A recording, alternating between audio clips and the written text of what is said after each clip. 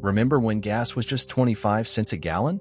When a burger cost less than a cup of coffee does today, and families actually sat together at dinner without a screen in sight. Back then, we drove down Route 66 in a Mustang, windows down, radio blasting Bobby Vinton. Now, we ask Alexa what day it is. We used to build things with our hands. Now we swipe, scroll, forget. Somewhere along the line, something changed. We traded connection for convenience, community for algorithms. And maybe, just maybe, we didn't notice the cost. Because this isn't just nostalgia, it's a warning. A whisper from the past, asking, was it really progress? Or did we lose something we'll never get back? Stick around. You need to hear this. Hit like, subscribe, and let's go. It's hard to explain what it felt like to live in a world where you knew your neighbors' names, where front porches weren't just decorations, and kids played until the streetlights came on. In the 60s and 70s, life wasn't perfect, but it was grounded. You could hold it in your hands. You could trust it. The gas station guy knew your name. Your doctor made house calls. People argued face to face, not behind screens. There was noise, yes, Vietnam, protests, Nixon, civil rights, but it was human noise. Now, we live in silence. Everyone's connected, and no one really talks. Everything's faster, louder, smarter, but colder. Grocery stores have self-checkout lanes and no cashiers. Fast food comes from kiosks, not people. Your car parks itself. Your phone listens more than your family. We are efficient, frighteningly so. But in chasing convenience, we've starved something in ourselves. You can feel it, that dull ache in your chest when you're surrounded by people, yet feel completely alone. That quiet sense that the world, somehow, isn't ours anymore. Technology didn't just evolve, it replaced things. Real things. Sacred things. And now, younger generations don't even know what they lost, because no one told them. Maybe that's why this story matters. Because behind the memories of cheap gas and rock and roll, there's a bigger truth. This isn't just about the past, it's about what we've become.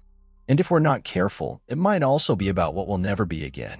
It all started with good intentions.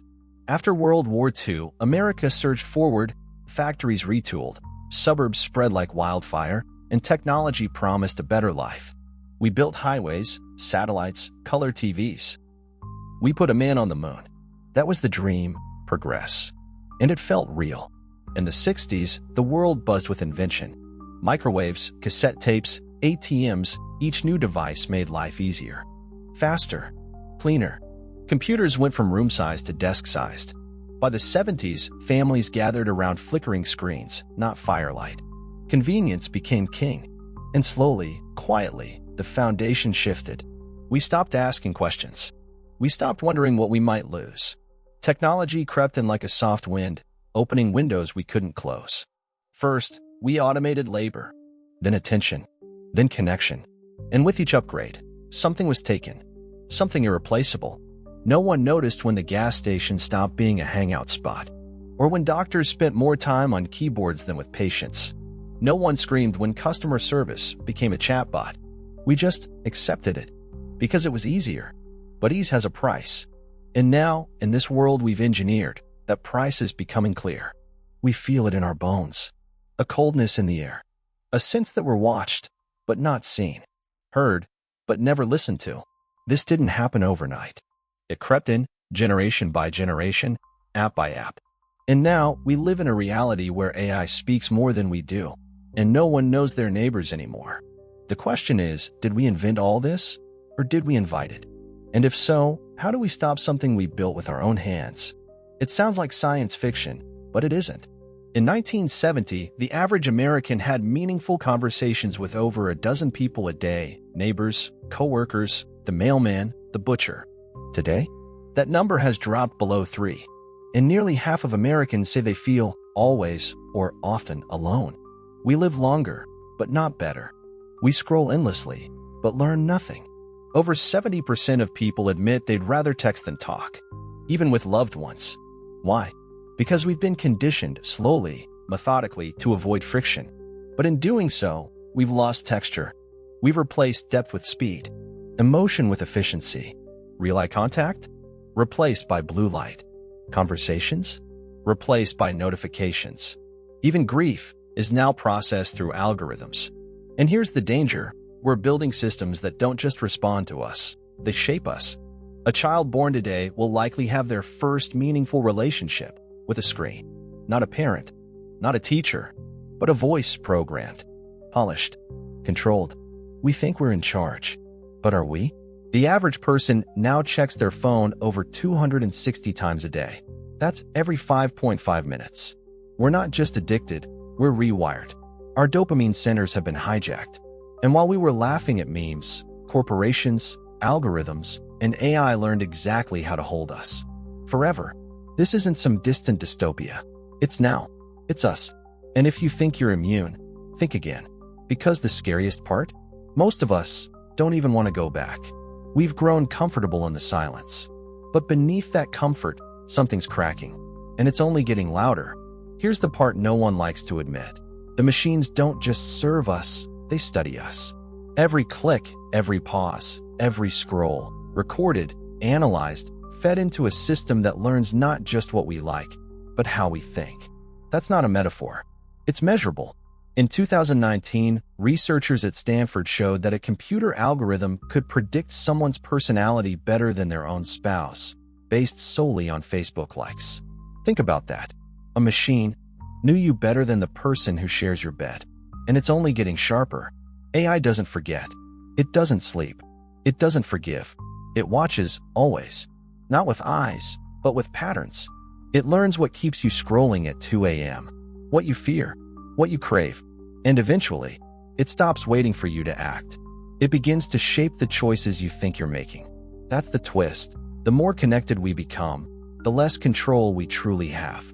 Every recommended video, every targeted ad, every trending story, it's all a reflection not of truth, but of manipulation. You see, the real product isn't the phone, or the app, or the data. It's you, your attention, your reaction, your behavior. And while we joke about living in the matrix, scientists from MIT and Oxford have warned, our neural responses are being gradually conditioned, not by force, but by design. Quiet, subtle, and scarily effective. So ask yourself, if a machine knows your next move before you do, are you still the one choosing it? Or have we already crossed the line and just didn't feel it happen? Today, we stand at the edge of something extraordinary and terrifying. Artificial intelligence can now write essays, compose music, even mimic human voices with eerie accuracy. We've trained algorithms to read emotions, to detect illness through tone of voice, to finish your sentences before you speak them. What once took teams of researchers now takes milliseconds. And behind every breakthrough, a bigger question: who's really in control? In 2023, OpenAI's GPT models began generating text so human-like, experts couldn't tell the difference. DeepMind created AI agents that taught themselves to walk, reason, compete, without ever being told how. They weren't programmed. They learned. Alone. At MIT, researchers have developed brain-computer interfaces that allow thought to directly move machines. No typing, no talking, just intention. It's not science fiction anymore. It's happening. Right now. And here's where it gets darker. These systems evolve faster than our laws. Faster than our ethics. In labs across the world, AI is being used to simulate personalities, resurrect voices of the dead, manipulate video in real time. Truth itself is becoming optional. And yet, the public knows so little. We celebrate convenience, but ignore consequence. The same tech that predicts your shopping habits could predict your political behavior, influence your vote, rewrite your memories. And we're not prepared. Even the creators of these systems admit they don't fully understand how their models think. We opened a door, and now something is looking back. Something we can't quite name. Not yet, but it's learning, and it never forgets. Some say this is the golden age. That AI will save us from disease, from ignorance, from ourselves. Machines don't tire. They don't lie. They don't forget. Imagine a world with no more accidents, no misdiagnoses, no paperwork, no war. Only pure logic, optimized life. That's the dream. But every dream has a shadow. And some believe we crossed a line we weren't meant to cross. That by teaching machines to think, we began unlearning something in ourselves. empathy, doubt, choice. Critics warn of a future where we outsource not just labor, but morality, letting code decide who gets a job, who gets bail, who gets to live. Already, algorithms control parole decisions, hiring processes, medical priorities. And they're flawed because they're fed flawed data.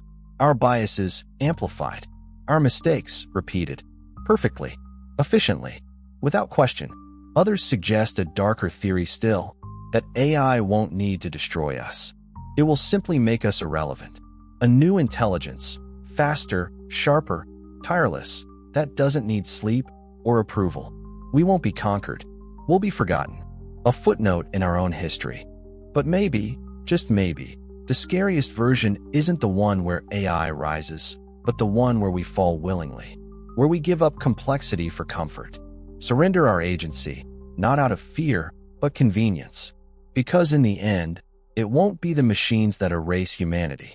It'll be us, tapping, scrolling, agreeing, as the light inside quietly fades. And no one notices, because it's quiet, efficient, and it works. The shift didn't come with a bang. It came quietly, through apps, updates, and convenience. We didn't notice the moment we stopped remembering phone numbers, or reading maps, or thinking before asking Google. The more we relied on machines, the more they became extensions of us. Or perhaps the other way around. Today, algorithms decide what we see, what we buy, who we trust. Our thoughts are influenced before we even know we've had them. It's not just a technological shift, it's an evolutionary one. A new intelligence has entered the ecosystem. Not human, not emotional, but faster, precise, undefeated.